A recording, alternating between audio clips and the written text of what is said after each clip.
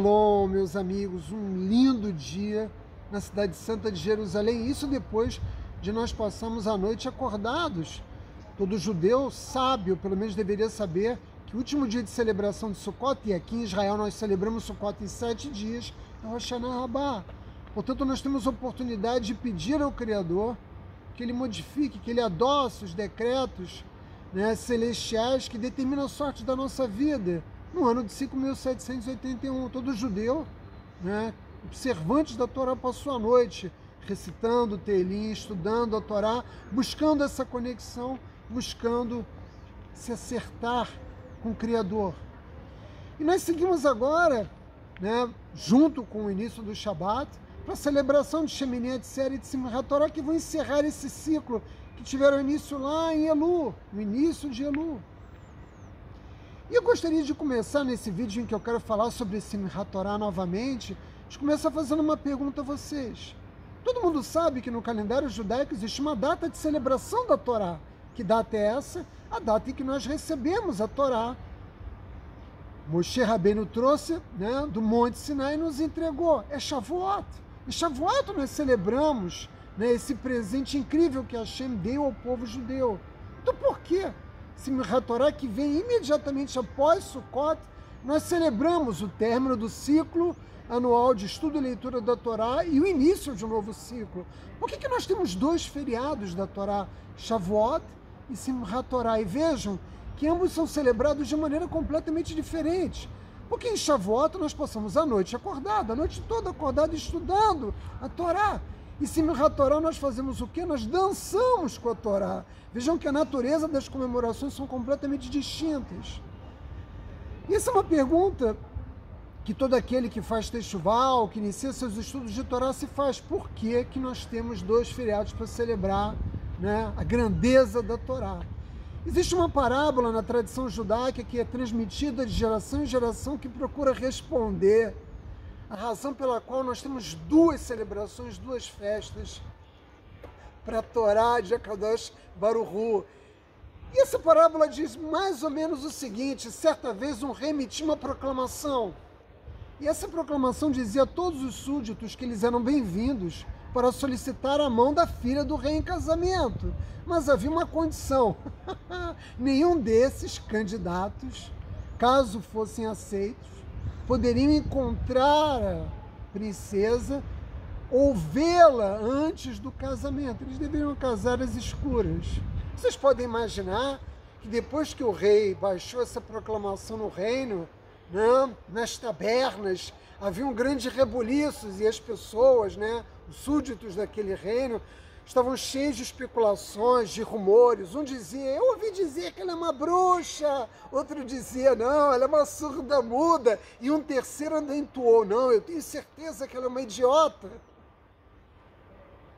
Eram todos boatos que ocorriam em razão da proclamação do rei. Mas um judeu, finalmente, um judeu simples, um judeu sincero, falou: eu estou disposto a me casar com a filha do rei. Quão terrível, afinal, pode ser? Ela é filha do nosso grande rei. E o boato se espalhou.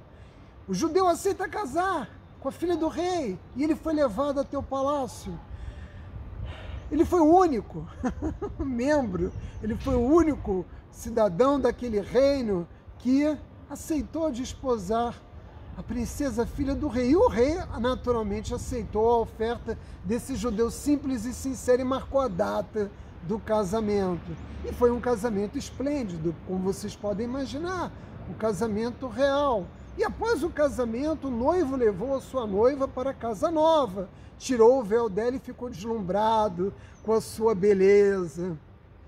Realmente ele não esperava por isso, não haviam falhas, ela era perfeita.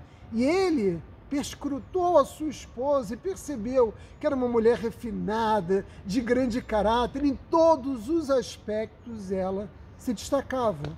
É óbvio que esse judeu ficou tão feliz, tão alegre, que ele resolveu dar uma grande festa para celebrar a sua sorte. Como os nossos sábios explicam essa parábola, como nós judeus interpretamos essa parábola? O rei, todos vocês devem imaginar, é Hashem. quando ele ofereceu a Torá para as 70 nações, os descendentes de Noé, elas não aceitaram. E elas colocavam defeitos, de modo que elas argumentavam que não podiam viver segundo a Torá. 70 nações rejeitaram a Torá. Qual foi o único povo que recebeu a Torá, que aceitou cumprir os mandamentos divinos? O povo judeu. E nós, judeus, nós aceitamos e dissemos no Sinai, Nascer Venishma. Nós aceitamos, faremos e estudaremos, faremos e entenderemos. Está lá em Êxodo 24, no seu versículo de número 7, seu passuque de número 7. Assim reagiu o nosso povo. E por que nós, judeus, aceitamos? Nós aceitamos porque estávamos muito gratos por tudo aquilo que Deus havia feito por nós, desde o nosso patriarca Abraão Avinu nos tirou do Egito, nos deu a liberdade. O nosso povo não precisava ver a Torá, nós confiávamos plenamente nesse grande rei, que é o rei de todos os reis.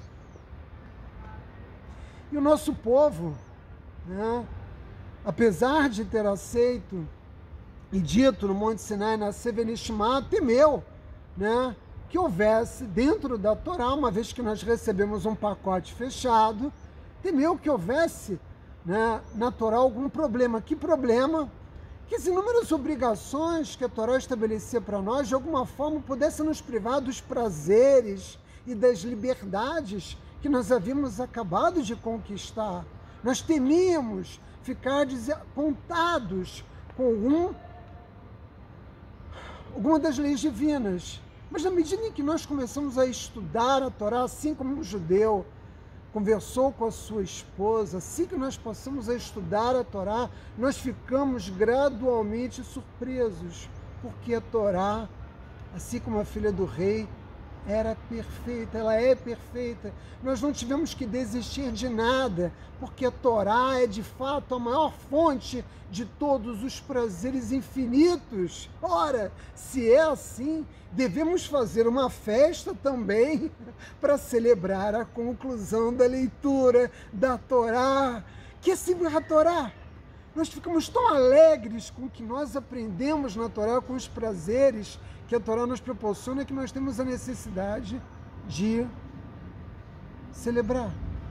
Então nós celebramos em Shavuot e nós ficamos acordados para demonstrar a nossa disposição, a nossa expectativa no recebimento da Torá. Estudamos a noite toda como uma forma de agradecimento intelectual. Mas em Simchat Torá não. Em Simchat Torá nós não estudamos, nós dançamos. A nossa alegria é diferente. Ela é uma alegria emocional que envolve o nosso corpo, porque tudo na Torá nos beneficia. A nossa mente, o nosso corpo, em todos os aspectos, como eu disse antes, ela nos oferece prazeres ilimitados e só quem estuda a Torá tem, de fato é livre. Toda pessoa que no curso da sua vida vai aumentando o seu nível de observância da Torá, em algum momento teme, será que eu vou ser capaz de cumprir todas as leis? Evidentemente que esses temores decorrem da natureza da pessoa. Por quê? Alguns temem cumprir as leis de kashrut, outras de pureza familiar, outros não querem cumprir o Shabat, em aspectos diferenciados, cada um de nós, conforme vai abraçando o cumprimento de um número maior de mitzvot, tem uma certa ansiedade, mas isso tudo desaparece. Na medida em que nós crescemos na observância da Torá, as nossas vidas melhoram em todos os aspectos, e com essa apreciação renovada, que se renova a cada ano, no estudo anual da Torá, que nós, por meio da nossa gratidão, Hashem por ter nos dado a Torá e pelo respeito que nós temos pelo Kavod, que nós temos por Hashem, por nos ter dado esse presente de amor, nós celebramos a Torá em 2 feriados, Shavuot e Simchat Torá. Quero concluir desejando a todos vocês Shabbat Shalom e que vocês possam também, né, se conectar a Hashem nessa celebração incrível que é Simchat Torá, meus amigos. Vai.